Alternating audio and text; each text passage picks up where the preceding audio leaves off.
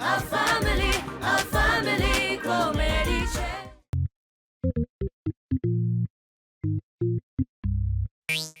એ ચકોડા હાથ હટાવજો. ચા નાસ્તો કરી લે અને મને કહેજો રાતના કેમ દરવાજો તો ખુલ્લો રાખ્યો તો. જવાબ દે. સાંભળતો નથી હું કાંઈ પણ કહું છું. એ કાન છે કે બાફેલા બટાકા? તારે બોલવું પડશે. રાતનો દરવાજો તે આમ ખુલ્લો રાખી દીધો તો કોક અંદર ઘરી જાત તો પછી આપણે કેટલી બધી મુસીબત થઈ જાત. મમ્મી પ્લીઝ મને વડવાનું બંધ કર. એક માણસ દિવસમાં કેટલી વડ ખાઈ શકે? મારો વડ ખાવાનો કોટો પૂરો થઈ ગયો છે. હે કોઠો એટલે? કોટા પ્રમાણ વડ ખાવાનું પ્રમાણ કોટા. અને ઓલરેડી પપ્પા મને આ ટોપિક પર સવારથી વડી ચૂક્યા છે, બરાબર? એટલે આ સેમ ટોપિક પર વડીને પોતાનો ટાઈમ વેસ્ટ નહીં કર, મને છાપું વાંચવા દે. ઓહો પેલા ઈ કે તારા પપ્પા ક્યાં ગયા? નાવા ગયા છે. આજે સોમવાર છે. મમ્મી ભલે ભલે તું મને ઈ કે આ છાપામાં હું વાંચ્યા કરે છે ક્યારનો? મમ્મી હું મરણ નોંધ વાંચું છું. હાય હાય ચૂપ ચૂપ બોલ દીકરા. શું મરણ નોંધ? એ ક્યાં હોય? પણ તારે મરણ નોંધ વાંચવાની જરૂર શું છે છાપામાં? અરે તારા દિવસો તો સુરતમાં જવાના છે, તું કાશી ક્યાં પૂગી ગયો? સુરતમાં હોવો જોઈએ, કાશી ક્યાં પહોંચી ગયો? મમ્મી તો શું બોલે છે? ઓલી કહેવત નથી કે સુરતનું જમણ અને કાશીનું મરણ? તો હમણાં તારા સુરતમાં જમવાના દિવસો છે અને તું કાશી પૂગી ગયો એમ? હા ઠીક છે સમજ્યો.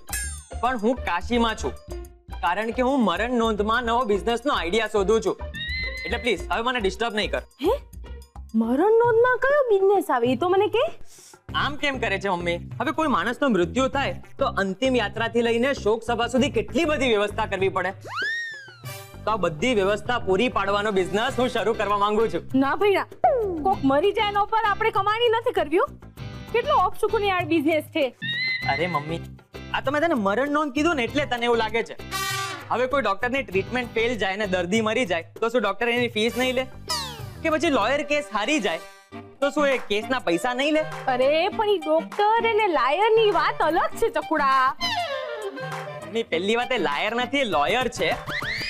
અને મમ્મી કોઈ લોયર કેસ હારે ને તો એ કેસનું મરણ થાય, એ કેસના ક્લાયન્ટના સપનાઓનું મરણ થાય.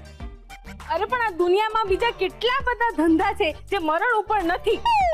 આ તું બીજું કઈ વિચાર બાપા. પણ આ બિઝનેસ કેમ નહીં? અરે ચકુડા તારામાં જે પ્રકારની બુદ્ધિ છે ને એટલે એને અને આ ધંધાની કોઈ મેચિંગ નથી એમ. આ મારા વખાણ હતા? હસતો तो शेर भूखा होता है तो पर कोई भी घास नहीं खाता है.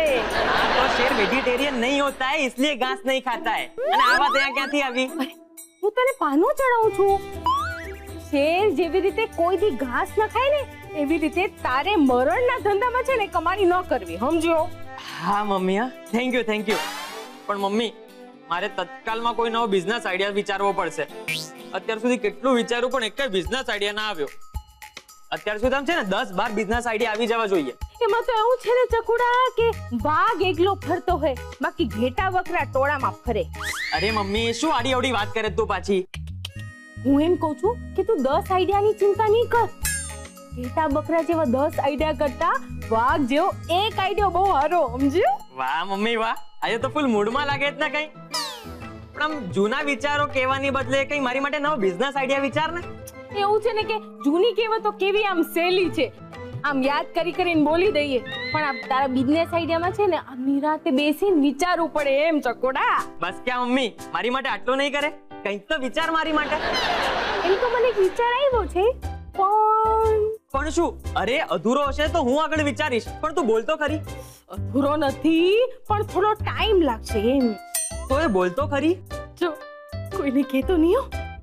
પેલા છે ને એક બદામ લેવાની. ઓકે પછી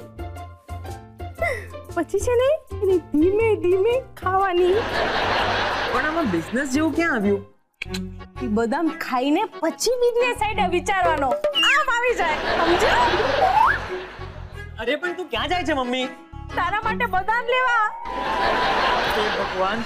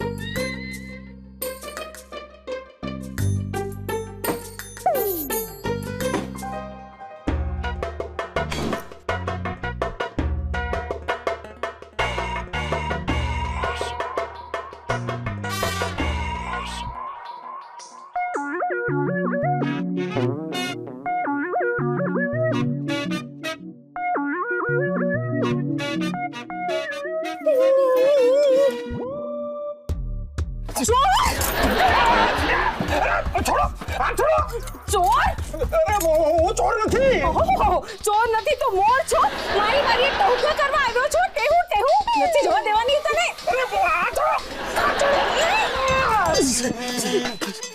કોણ છે આ ગાંડી? ક્યાં જાય છે ચોર? એ હું ચોર નથી. બધા ચોર એમ જ કે ચોર નથી, તું ચોર છે. અરે કઈ જબરદસ્તી છે કે? હા. શું આ?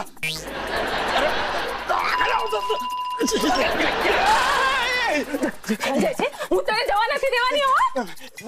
મારો હાથ છોડો માજી. માજી? હું તને માજી દેખાઉં છું?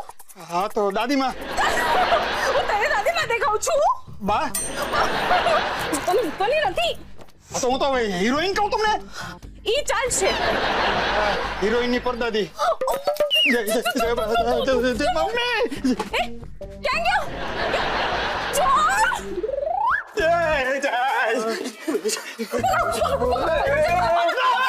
મમ્મી બહાર જઈને પકડા-પકડી રમો તો.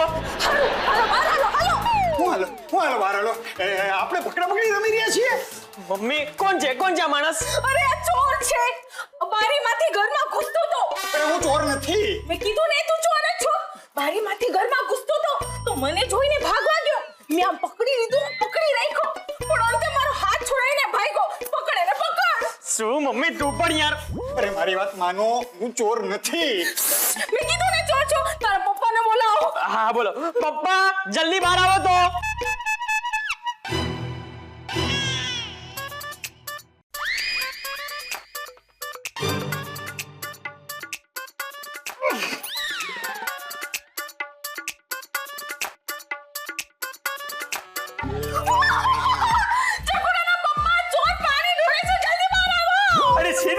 રેડ છે રોટલી વળી નાવા જતો તો. આ કોણ છે હરગવાની સિંહ? આ ચોર છે. ક્યાંની તો બૂમો નાખું છું. એ હું ચોર નથી. ચૂપ! ગીતાએ કહી દીધું એટલે કહી દીધું. ભડાકે દઈ દઈશ. અરે આ મારી બંદૂકડી લાવ. તો આ વેલા નહીં હાલે. અક્કલ મઠી, આ વીણામાંથી ગોળીઓ છૂટે ના. તો વીણા તારા માથામાં માર અને મારી બંદૂકડી લાવ.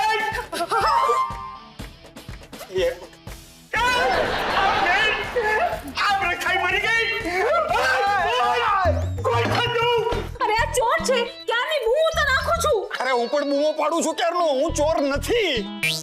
એટલે બોલ કોણ છે તું અને કઈ ટોળકીનો મેમ્બર છે તું? અલ-કાયદા? ના ના, મને તો લાગે છે કે આ બુર્જ ખલીફાનો મેમ્બર છે. બુર્જ ખલીફા હું છે એની તને ખબર છે? તમે મને શું કરવાને વઢો છો? આ છે બુર્જ ખલીફાનો મેમ્બર. એને પૂછો. અરે એ મમ્મી બુર્જ ખલીફા દુબઈનું એક બહુ મોટું બિલ્ડિંગ છે. કે આતંકવાદીનું સંગઠન નથી. અરે હું શું કહું છું જરા સાંભળો તો ખરા. એટલે હું કરવાને સાંભળીએ. તું અમારા ઘરમાં ઘરી ગયો છે, અમે લોકો તારા ઘરમાં નથી ગયા. અરે હું ગુસ્સો નથી. આ આંટી મને ખેંચી લીધો. મારો હાથ છૂટો ન પડી જાય એટલે હું ભાગીને અહીં આવી ગયો. ઓહો, એટલે હું તને ખેંચવા તારે ઘેર આવી હતી? એલી ગીતા, તને આના ઘરની ખબર છે? ના, પણ એને ખબર છે કે આપણું ઘર ક્યાં છે. મને નથી ખબર આ કોનું ઘર છે. એલા પાછો બોલો. અરે ભાઈ તે પાણીનો ગ્લાસ કેમ ઢોળ્યો? અને બારીમાં હું કરતો તો? અને કઈ ટોળકીનો તું મેમ્બર છે? પાણીનો ગ્લાસ. બારી